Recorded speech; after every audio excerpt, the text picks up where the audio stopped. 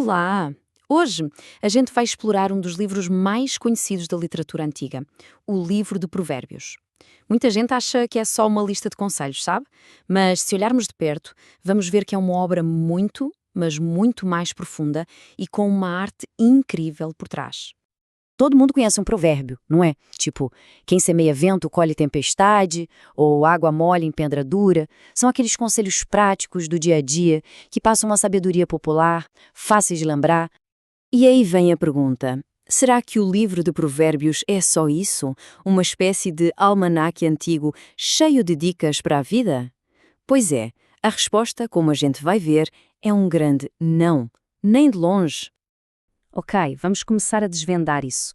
A primeira coisa que a gente precisa entender é que pensar em provérbios como uma simples lista de ditados é perder totalmente o ponto principal. Existe uma estrutura e um propósito muito mais elaborados ali. Diferente desses conselhos do dia a dia, o livro foi criado com um objetivo bem claro: ensinar um sistema de moral e de ética. E ele faz isso de um jeito muito específico, usando uma técnica literária que é a chave para a gente entender o significado de tudo. E aqui está o segredo de tudo, a técnica central. O livro ensina praticamente tudo através do contraste. Entender isso é a chave para decifrar a mensagem e a arte por trás do texto. E o mais impressionante é o quanto essa técnica é usada. Se a gente pegar a parte central do livro ali pelos capítulos 10 a 15, quase todo versículo é construído nessa oposição, geralmente usando a palavra mais. É uma escolha de propósito, sabe? Para forçar quem lê a fazer uma escolha. E esse contraste não é qualquer um. É a base de tudo no livro. Não é só sobre fazer o bem ou o mal. É sobre dois caminhos de vida completamente diferentes. De um lado, o caminho da sabedoria, da justiça. Do outro, o da tolice, do pecado. E a coisa fica ainda mais artística, mais fascinante. O autor transforma esses dois caminhos em personagens. A sabedoria vira uma mulher virtuosa que convida para um banquete. E do outro lado, o pecado e a tolice são representados pela figura da mulher estranha, a prostituta, que também faz um convite bem sedutor. E olha que genialidade! As duas figuras, a sabedoria e a tolice, usam exatamente as mesmas palavras para chamar as pessoas. O convite é idêntico.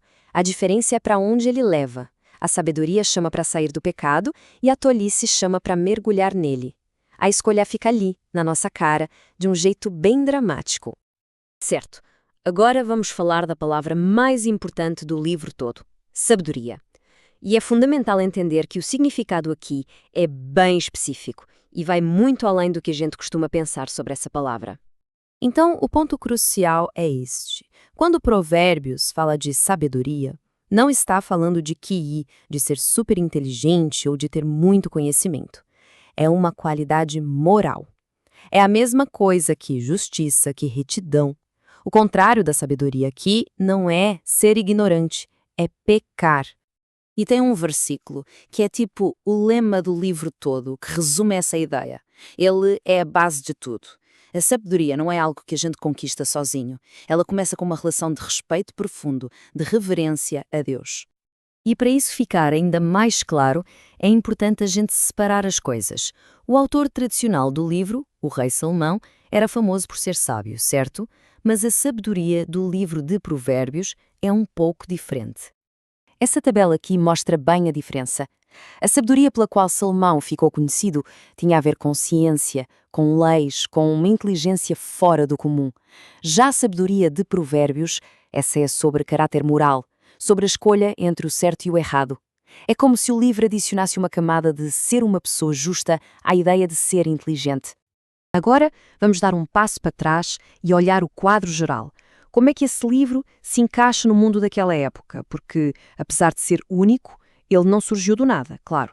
Esse tipo de texto, a chamada literatura de sabedoria, com conselhos, ditados, era super comum em todo o Antigo Oriente. Várias culturas tinham suas próprias coletâneas de ensinamentos. Por exemplo, tanto no Egito quanto na Mesopotâmia, a gente encontra obras com estilos bem parecidos. Mas a grande diferença de Provérbios é sempre o seu foco teológico. Enquanto os outros textos eram mais seculares, Provérbios insiste o tempo todo nesse contraste moral entre o caminho do justo e o do pecador. Então, quando a gente junta todas essas peças, a imagem que se forma é bem clara. Provérbios não é só um monte de ditado jogado num livro, mas sim uma obra de filosofia moral, pensada nos mínimos detalhes. Então, só para amarrar as ideias principais. Primeiro, o livro é muito mais que um almanaque de dicas. Segundo, sua principal ferramenta de ensino é o contraste, nos forçando a escolher um caminho. E terceiro, ele redefine sabedoria como uma escolha moral, que nasce de uma relação com Deus. E para fechar, fica uma reflexão.